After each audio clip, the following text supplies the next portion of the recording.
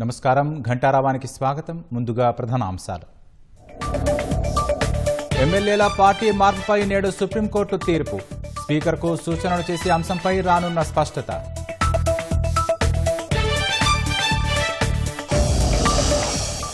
హైకోర్టులో 4 కొత్త న్యాయమూర్తుల సేవలు.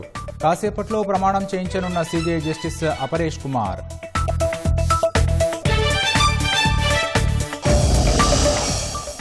ప్రభుత్వానికి ఇవాళ కాళేశ్వరం కమిషన్ నివేదిక. లోపాలకు బాధ్యులపై చర్యలకు సిఫారసు చేసే అవకాశం.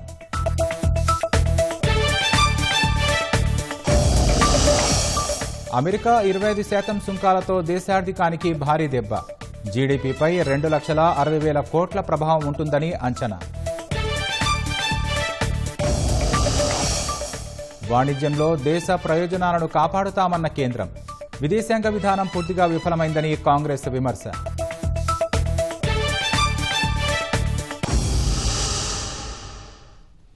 ఊహించినట్లే ట్రంప్ టారిఫ్ల ప్రభావం భారత మార్కెట్లపై కనిపించింది. భారత్పై 25% సుంకాలు ప్రకటించిన ట్రంప్ రేపటి నుంచి అమల్లోకి వస్తాయని ప్రకటించారు. ఈ నేపథ్యంలో దేశీయ స్టాక్ మార్కెట్లు నష్టాల్లో ట్రేడ్ అవుతున్నాయి. ఆరంభంలో 786 పాయింట్ల పతనమైన సెన్సెక్స్ ప్రస్తుతం 600 పాయింట్ల నష్టంతో కదలాడుతోంది. నిఫ్టీ సైతం ఆరంభంలో 200 పాయింట్లకు పైగా పతనమైంది. ప్రస్తుతం 150 పాయింట్లకు పైగా నష్టంతో ట్రేడ్ అవుతోంది.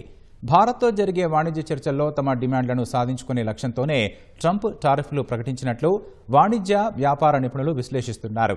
ఇదే వ్యూహాన్ని అమలు చేసి యూకే, జపాన్, ఐరోపా సమాఖ్యలతో వాణిజ్య ఒప్పందాన్ని ట్రంప్ ఖరారు చేసుకున్నారు. తాజాగా భారత్ పైన అదే వ్యూహం అనుసరిస్తున్నట్లు కనిపిస్తోందని ఆర్థిక నిపుణులు చెబుతున్నారు.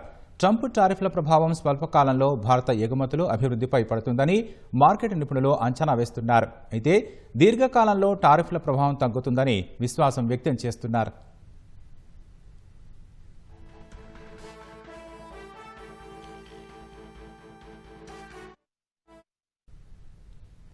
ఎమ్మెల్యేలు పార్టీ మారిన వ్యవహారంలో స్పీకర్కు సూచనలు చేయాలని దాఖలైన పిటిషన్లపై సుప్రీంకోర్టు ఇవాళ తీర్పు వెలువరించనుంది. నిర్ణీత సమయంలో ఎమ్మెల్యేల అనర్హతపై నిర్ణయం తీసుకోవాలని స్పీకర్ను ఆదేశించవచ్చా అని దాఖలైన పిటిషన్లపై సుప్రీంకోర్టు ప్రధాన న్యాయమూర్తి జస్టిస్ బీఆర్ గవాయ్ సారథ్యంలో ధర్మాసనం విచారణ జరిపింది. బీఆర్ఎస్ కార్యనిర్వాహక అధ్యక్షుడు కేటీఆర్ రిట్ పిటిషన్, బీఆర్ఎస్ ఎమ్మెల్యేలు కేపీ వివేకానంద గౌడ్, పాడి కౌశిక్ రెడ్డిలో ఎస్ఎల్పీలు దాఖలు చేశారు. ఇరు వర్గాల సుదీర్ఘ వాదనలు విన్న ధర్మాసనం ఏప్రిల్ 3న తీర్పును ఇవాళ్టికి వాయిదా వేసింది. హైదరాబాద్ శివారు మంచిరేవులలోని ఈకోటిక్ పార్క్ బోన్లో చిరుత చిక్కింది. కొద్ది రోజులుగా మృగవాణి పార్క్, గ్రేహౌండ్స్ ప్రాంతాల్లో చిరుత సంచరించడాన్ని స్థానికులు గుర్తించారు. గోల్కొండ ఆర్టిలరీ సెంటర్లో చిరుత సంచరించడాన్ని సీసీ కెమెరాలో దృశ్యాలు నమోదయ్యాయి. చిరుతను చూసిన గ్రేహౌండ్స్ గస్తీ పోలీసులు అటవీ అధికారులకు సమాచారం ఇచ్చారు. 8 ట్రాప్ కెమెరాలు, 4 బోన్లను ఏర్పాటు చేసిన అధికారులు ఎట్టకేలకు చిరుతను బంధించారు. కాసేపట్లో చిరుతను zoo పార్కుకు తరలించనున్నారు.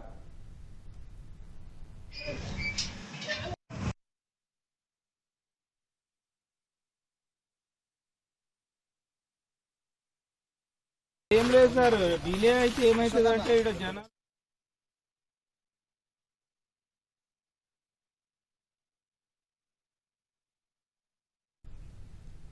కాళేశ్వరంపై justice PC Ghosh commission ప్రభుత్వానికి తుది నివేదిక సమర్పించనుంది. దీనికి సంబంధించి మరిన్ని వివరాలు మా ప్రతినిధి రఘువర్ధన్ ప్రత్యక్ష ప్రసారం ద్వారా అందిస్తారు.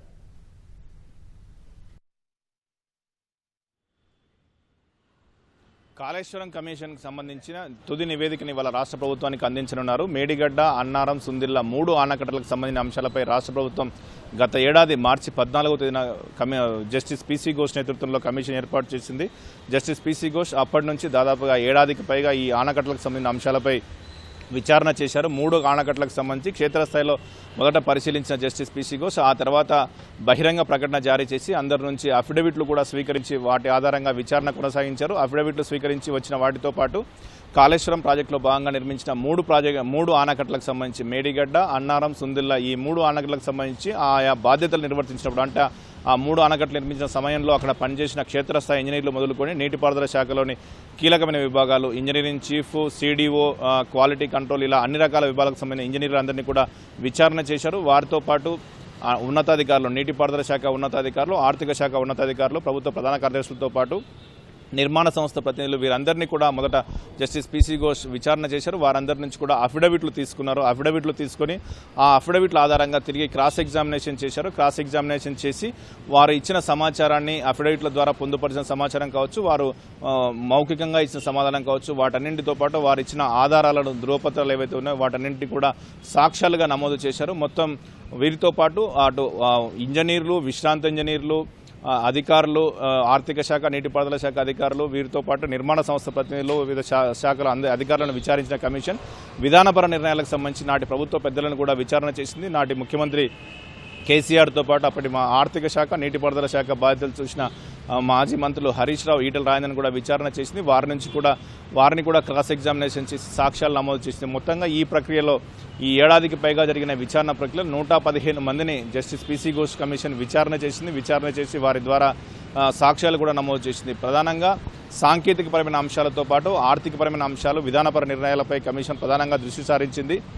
ప్రత్యేకించి ప్రాణహిత చేవేళ్ల సుజల స్రవంతి ప్రాజెక్టును పక్కన పెట్టి రీఇంజనీరింగ్లో భాగంగా కాళేశ్వరం ప్రాజెక్టును చేపట్టడం, కాళేశ్వరం ప్రాజెక్టులో భాగంగా 3 ఆనకట్టల నిర్మాణం చేయడం మొదలుకొంటూ చూస్తే ఆ ఆనకట్టలకు సంబంధించిన డిజైన్ల తయారీ, వాటికి సంబంధించిన మోడల్స్ తో పాటు ఆయా ఆనకట్ట నిర్మించాల్సిన ప్రదేశాలు, వాటికి సంబంధించిన లొకేషన్స్ చేంజ్తో పాటు మార్పులు, చేర్పులు, డిపిఆర్, టెండర్ ప్రక్రియ, ఈ అన్ని అంశాలకు సంబంధించి జస్టిస్ పిసి ఘోష్ కమిషన్ దృష్టి సారించారు. నిర్మాణ సమయంలోనూ నాణ్యతతో పాటు ఆ తర్వాత ఆనకట్ట నిర్మాణం పూర్తయిన తర్వాత నిర్వహణ, ఏవైనా లోపాలు తలెత్తే వాటికి సంబంధించి చేసిన మరమ్మతులపై కూడా కమిషన్ దృష్టి సారించింది. ఇదే సందర్భంలో నిర్మాణ సంస్థలకు చేసిన చెల్లింపులు కావచ్చు, ఇతరత్ర ప్రయోజనాలు ఏ మేరకు జరిగాయి, నిబంధనల మేరకు జరిగాయా లేదా అన్న అంశాలపై కూడా పూర్తి స్థాయిలో కమిషన్ దృష్టి సారించింది. ప్రధానంగా ఈ మేడిగడ్డ ఆనకట్టకు సంబంధించిన పియర్స్ కుంగిన నేపథ్యంలో అందుకు సంబంధించిన కారణాలు ఏంది, ప్రత్యేకించి సీకెంట్ పైల్ సాంకేతిక పరిజ్ఞానాన్ని ఎందుకు వినియోగించాల్సి వచ్చింది, ఎవరు ఆమోదించారన్న అంశాన్నిపై కూడా జస్టిస్ పిసి ఘోష్ దృష్టి సారించారు. అలాగే ఈ ఆనకట్ట నిర్మాణానికి రాష్ట్ర మంత్రివర్గం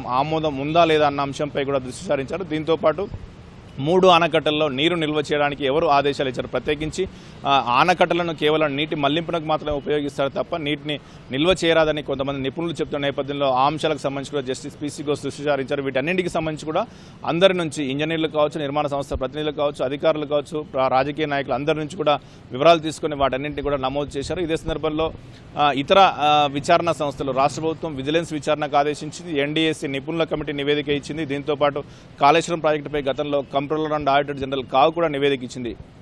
వాటన్నిటిని కూడా జస్టిస్ పిసి ఘోష్ పరిశీలనలోకి తీసుకున్నారు. అన్ని అంశాలను క్రోడీకరించి అన్ని కోణాల్లోనూ చేసి తన నివేదికను పూర్తి స్థాయిలో సిద్ధం చేశారు.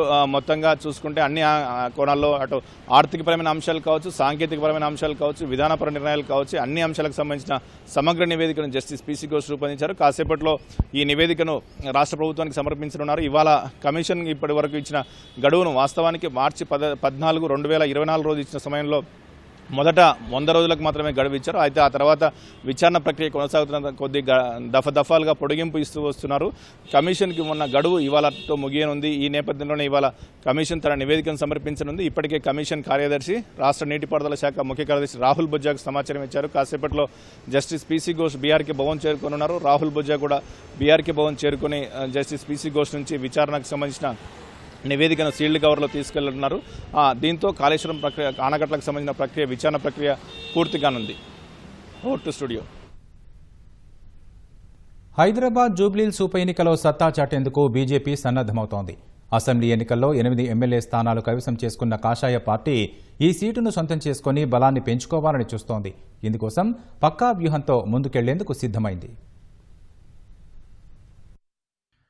అసెంబ్లీ, పార్లమెంట్, పట్టభద్రుల ఎమ్మెల్సీ ఎన్నికల్లో మంచి ఓట్లు, సీట్లు సాధించి జోష్లో ఉన్న కమలదళం జూబ్లీహిల్స్ ఉప ఎన్నికను ప్రతిష్టాత్మకంగా తీసుకుంది. ఈ స్థానంలో విజయం సాధించి రాష్ట్రంలో తామే ప్రత్యామ్నాయం అనే బలమైన సంకేతాన్ని ప్రజలకు ఇవ్వాలని చూస్తోంది. ఉప ఎన్నిక కోసం జన, ధన బలం ఉన్న అభ్యర్థి కోసం అన్వేషిస్తోంది. జూబ్లీహిల్స్ ఉప ఎన్నికలో పోటీ చేసేందుకు అనేక మంది ఆసక్తి చూపుతున్నా అన్ని అంశాలను దృష్టిలో పెట్టుకుని అభ్యర్థిని ఎంపిక చేసే పనిలో అధిష్టానం నిమగ్నమైనట్లు సమాచారం. 2023లో జరిగిన అసెంబ్లీ ఎన్నికల్లో జూబ్లీహిల్స్ లో బీజేపీ 3వ స్థానానికి పరిమితమైంది. కేంద్ర మంత్రి కిషన్ రెడ్డి ప్రాతినిధ్యం వహిస్తున్న సికింద్రాబాద్ పార్లమెంటు నియోజకవర్గంలోనే ఈ స్థానం ఉంది. తమకే విజయావకాశాలు ఎక్కువగా ఉన్నాయని బీజేపీ లెక్కలు వేసుకుంటోంది. కిషన్ రెడ్డికి కూడా ఈ ఉప ఎన్నిక ఒక సవాలేననే చర్చ పార్టీ శ్రేణుల్లో నడుస్తోంది.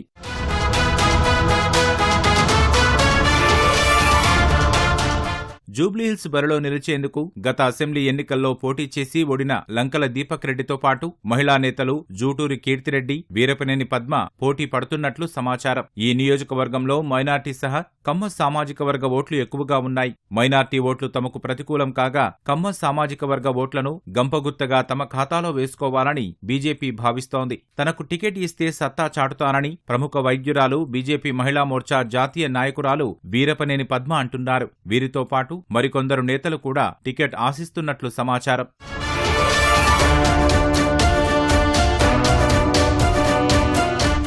జూబ్లీహిల్స్ ఉప ఎన్నికలో తెలుగుదేశం, జనసేన మద్దతు ఇస్తే విజయం సునాయాసం అవుతుందని బీజేపీ భావిస్తున్నట్లు సమాచారం. ఎన్డీఏలోనే ఉన్నప్పటికీ జూబ్లీహిల్స్ ఉప ఎన్నికలో కలిసి నడవడంపై ఈ మూడు పార్టీలు తమ అభిప్రాయాన్ని ఇంకా వెల్లడించలేదు. నోటిఫికేషన్ వెలువడిన తర్వాత రాజకీయ పరిణామాలకు అనుగుణంగా నిర్ణయం తీసుకునే యోచనలో ఉన్నారు. జూబ్లీహిల్స్ నియోజకవర్గంలో సినీ ప్రముఖులతో పాటు ఏపీ నుంచి వచ్చి స్థిరపడిన వాళ్లు ఎక్కువగా ఉన్నారు. అన్ని అంశాలను పరిగణలోకి తీసుకుని అభ్యర్థిని ఎంపిక చేయాలని బీజేపీ భావిస్తోంది. జూబ్లీహిల్స్ ఉప ఎన్నికలో విజయం సాధించి రాష్ట్ర రాజకీయాల్లో పెనుమార్పునకు శ్రీకారం చుట్టాలనే బలమైన సంకల్పంతో వ్యూహాలకు పదును పెడుతోంది. బీసీలకు 42% రిజర్వేషన్లలో ముస్లింలకు 10% కోటా కల్పించడాన్ని వ్యతిరేకిస్తున్నట్లు బీజేపీ రాష్ట్ర అధ్యక్షుడు రామచంద్రరావు స్పష్టం చేశారు. కొత్తగూడెం, మహబూబాబాద్ జిల్లాలో పర్యటించిన ఆయన మతపరమైన రిజర్వేషన్లు రాజ్యాంగ విరుద్ధమని వ్యాఖ్యానించారు. అంతకుముందు కురవి వీరభద్రస్వామి ఆలయంలో ప్రత్యేక పూజలు నిర్వహించారు. మానుకోట జిల్లా కోర్టు ఆవరణలో బార్ అసోసియేషన్ హాల్లో న్యాయవాదులతో సమావేశమయ్యారు. అనంతరం పార్టీ కార్యకర్తల విస్తృత స్థాయి సమావేశంలో పాల్గొన్నారు. రానున్న స్థానిక సంస్థల ఎన్నికల్లో బీజేపీ జెండా రెపరెపలాడాలని పార్టీ శ్రేణులకు దిశానిర్దేశం చేశారు. మీరు 42%లో 10% మీరు ముస్లింలకు ఎందుకు ఇస్తున్నారని చెప్పేసి కూడా నేను అడుగుతా ఉన్నాను. మీరు అసలైన బీసీలకు అన్యాయం చేస్తున్నారు, వాళ్ళ రాజకీయ భవిష్యత్తుని నొక్కుతున్నారని చెప్పేసి రేవంత్ రెడ్డి గారికి నేను చెప్తా ఉన్నాను. మిత్రులారా, మీరు 42 బీసీ రిజర్వేషన్ ఇస్తా అంటే ఎవరికి అభ్యంతరం లేదు, దాన్ని మేము కూడా సపోర్ట్ చేసాం. కానీ అందులో 10% ముస్లింలకు రిజర్వేషన్ చేస్తా అంటే భారతీయ జనతా పార్టీ ఊరుకోదు, దాన్ని ఉద్యమిస్తుంది. మతం పరమైనటువంటి రిజర్వేషన్లు మన రాజ్యాంగం ఒప్పుకోదు. దేశంలో మత కల్లోల సృష్టించే ప్రయత్నం చేసేదే కాంగ్రెస్ పార్టీ. రాష్ట్రంలో స్థానిక సంస్థల ఎన్నికల ఆలస్యానికి బీజేపీ వైఖరే కారణమని మాజీ మంత్రి జీవన్ రెడ్డి ఆరోపించారు. బీసీలకు 42% రిజర్వేషన్ల అంశాన్ని 9వ షెడ్యూల్లో చేర్చి చట్టబద్ధత కల్పించాల్సిన బాధ్యత కేంద్రంపై ఉందని స్పష్టం చేశారు. సామాజిక వెనుకబాటుతనంలో హిందువులతో పాటు ముస్లింలు కూడా ఉన్నారన్న ఆయన వారికి బీసీల రిజర్వేషన్లలో 10% ఇస్తున్నట్లు వివరించారు. హైకోర్టు ఆదేశాల దృష్ట్యా ఆర్డినెన్స్ తెస్తే గవర్నర్ న్యాయ పరిశీలన పేరుతో జాప్యం చేస్తున్నారని ఆక్షేపించారు. బీజేపీ తమ బాధ్యత మరిచిపోయి రాష్ట్ర ప్రభుత్వంపై విమర్శలు చేస్తోందని ఎద్దేవా చేశారు. గ్రామాలలో ముస్లిం జనాభా 1% మించి లేదు. వీళ్ళు కల్పించబడిన 42% రిజర్వేషన్, వీళ్ళ పట్టణాలలో రిజర్వేషన్. ఏ సమాజం ఆధిక్యతతో ఉంటుందో వాళ్ళు గెలిచే అవకాశం ఉంటుంది. మీరు వాస్తవాలను ఏదిస్తుందో వక్రీకరించి 9th షెడ్యూల్లో చేర్చడం, జాప్యం చేయడంతో వీళ్ళ రాష్ట్రంలో ఒక కన్ఫ్యూజన్ క్రియేట్ అవుతుంది. స్థానిక సంస్థల్లో దేర్ ఇస్ నో కేటగరైజేషన్. వాస్తవాలు వక్రీకరింపజేయబడే విధంగా మరి భారతీయ జనతా పార్టీ మీ బాధ్యత నిర్వర్తించకుండా 9th షెడ్యూల్లో చేర్చడం మీ బాధ్యత. స్థానిక సంస్థల ఎన్నికలు జాప్యం కావడానికి ఎవరు కారకులు, ఎవరు బాధ్యులు? భారతీయ జనతా పార్టీ నైతిక బాధ్యత వహించాలని చెప్పంటున్నా. 9th షెడ్యూల్లో చేర్చబడడం అనేది రాష్ట్రాలకు హక్కు. ఇది బీఆర్ఎస్ ప్రభుత్వం చేసిన తప్పుల వల్ల పేద ప్రజలు ఇబ్బందులు పడ్డారని రెవెన్యూ శాఖ మంత్రి పొంగులేటి శ్రీనివాసరెడ్డి విమర్శించారు. ఖమ్మం జిల్లా నేలకొండపల్లి మండలంలో పర్యటించిన మంత్రి పలు అభివృద్ధి కార్యక్రమాలు ప్రారంభించారు. పలువురు లబ్ధిదారులకు నూతన రేషన్ కార్డులను అందజేశారు. ప్రజలు సంతోషంగా ఉండే విధంగా ప్రభుత్వం పనిచేస్తోందని మంత్రి అన్నారు. కొత్తగా 16 లక్షల మంది పేర్లను రేషన్ కార్డుల్లో నమోదు చేశామన్న మంత్రి ప్రతి సోమవారం ఇందిరమ్మ ఇళ్ల లబ్ధిదారుల ఖాతాలో డబ్బులు జమ చేస్తున్నామని తెలిపారు. ప్రజల కష్టాలు ప్రభుత్వం తీరుస్తుందని, అందరూ ప్రభుత్వానికి అండగా ఉండాలని అన్నారు.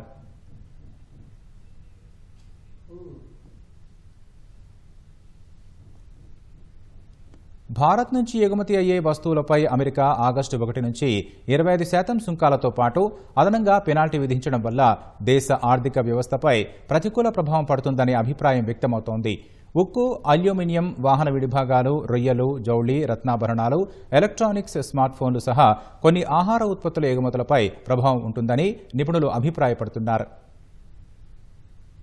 ట్రంప్ విధించనున్న 25% సుంకాలు పెనాల్టీతో భారత జీడీపీపై 0.2 నుంచి 0.5% లేదా $30 బిలియన్ అంటే 2.60 లక్షల కోట్లకు పైగా ప్రభావం పడుతుందని అంచనా. 2024లో భారత్ నుంచి $13 బిలియన్ విలువైన ఎలక్ట్రానిక్ వస్తువుల్ని అమెరికాకు ఎగుమతయ్యాయి. ఇంకా $8.1 బిలియన్ ఔషధ ఫార్ములేషన్లు, $6.5 బిలియన్ టెలికాం సామాగ్రి, $5.3 బిలియన్ల రత్నాలు, $4.1 బిలియన్ పెట్రోల్ ఉత్పత్తుల్ని భారత్ ఎగుమతి చేసింది. $2.8 బిలియన్ వాహన విడిభాగాలు, $3.2 బిలియన్ పసిడి ఆభరణాలు ఎగుమతయ్యాయి. 25% సుంకం వల్ల ఆయా వస్తువులకు ఇతర దేశాలతో పోటీపడే శక్తి తగ్గుతుంది. భారతీయ వస్త్రాలకు అమెరికా ఒక ప్రధాన మార్కెట్ గా ఉంది. అందులో అమెరికా వాటా 28%గా ఉంది. ట్రంప్ విధించిన సుంకం కారణంగా భారతీయ వస్త్రాలు మరింత ప్రియం కానున్నాయి. వ్యవసాయం, ప్రాసెస్ చేసిన ఆహారాలపైన సుంకాల ప్రభావం పడనుంది. $2.58 బిలియన్ విలువైన సముద్రపు ఆహారం, మాంసం ఎగుమతులపై సుంకాల ప్రభావం పడనుంది.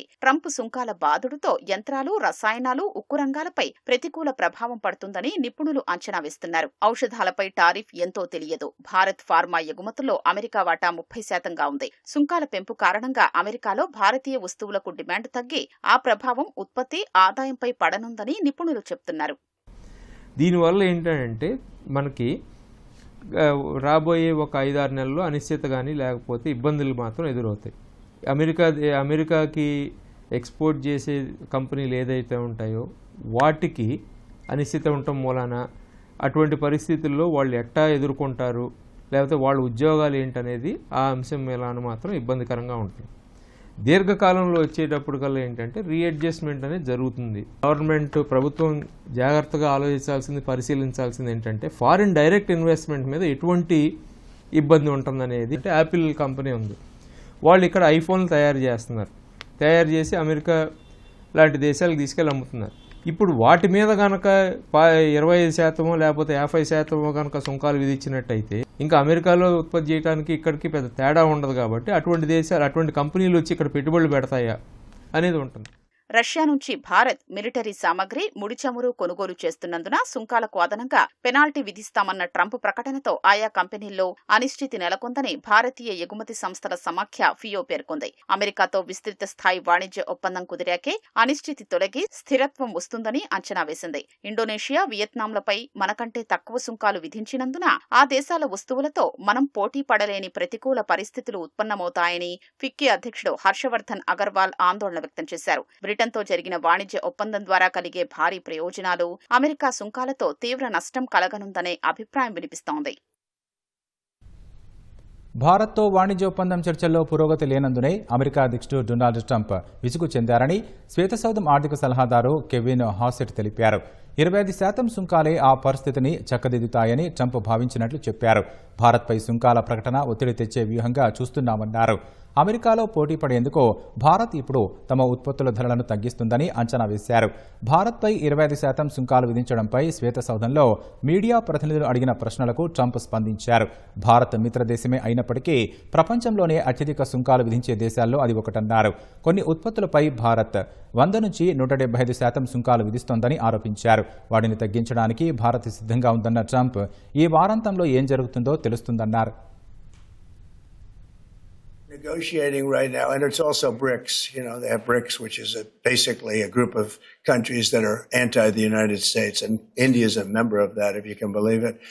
It's an attack on the dollar, and we're not going to let anybody attack the dollar. So it's partially BRICS, and it's partially the trade situation. It's the deficit. We had a tremendous deficit.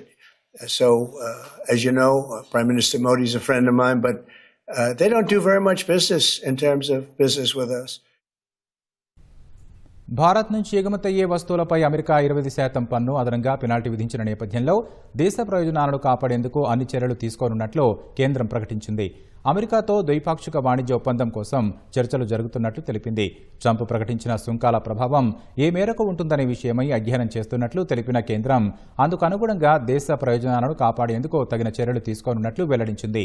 ఇరు దేశాలకు పరస్పరం ప్రయోజనకరంగా ఉండే వాణిజ్య ఒప్పందం చేసుకునేందుకు కొన్ని నెలలుగా అమెరికాతో చర్చలు జరుపుతున్నట్లు తెలిపింది.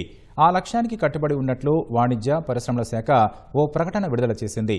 రైతులు, పారిశ్రామికవేత్తలతో పాటు సూక్ష్మ, చిన్న, మధ్యతరహా పరిశ్రమలు పరిశ్రమల ప్రయోజనాలను కాపాడడంతో పాటు వారి సంక్షేమానికి అత్యంత ప్రాధాన్యం ఇస్తున్నట్లు తెలిపిన కేంద్రం బ్రిటన్తో ఇటీవల చేసుకున్న స్వేచ్ఛ వాణిజ్య ఒప్పందాన్ని ప్రస్తావించింది. ప్రధాని మోదీ అమెరికా అధ్యక్షుడు ట్రంప్ స్నేహానికి దేశం భారీ మూల్యం చెల్లించాల్సి వస్తోందని కాంగ్రెస్ ఆరోపించింది. భారత్పై ట్రంప్ 25% సుంకం విధించడంపై స్పందించిన కాంగ్రెస్ విదేశాంగ విధానం పూర్తిగా విఫలమైందని ఆందోళన వ్యక్తం చేసింది. ట్రంప్ కోసం మోదీ ప్రచారం చేశారని, కౌగులించుకొని ఫోటోలు దిగారని గుర్తు చేసిన కాంగ్రెస్ అమెరికా మాత్రం భారత్పై భారీగా సుంకాలు విధించిందని విమర్శించింది. భారత్ ఇక్కడ నుంచి చమురు కొనుగోలు చేయాలో అమెరికా నిర్ణయించలేదని స్పష్టం చేసింది. అమెరికా చేసిన బ్లాక్మెయిల్కు ప్రధాని మోదీ భయపడకూడదని కాంగ్రెస్ నేత జయరాం రమేష్ అన్నారు. మోదీ ట్రంప్ స్నేహం వల్ల భారత్కు ఒరిగిందేమీ లేదన్నారు. ఇన్ని రోజులు భారత్ ముందు పాక్, చైనా అనే 2 సవాళ్లు ఉండేవన్న జయరాం రమేష్ ఇప్పుడు అమెరికా 3వ సమస్యగా మారిందని అన్నారు. ట్రంప్ టారిఫ్ల వల్ల మన ఇంజనీరింగ్, ఫార్మా రంగ పరిశ్రమలపై భారీ ప్రభావం పడుతుందని ఆయన ఆందోళన వ్యక్తం చేశారు.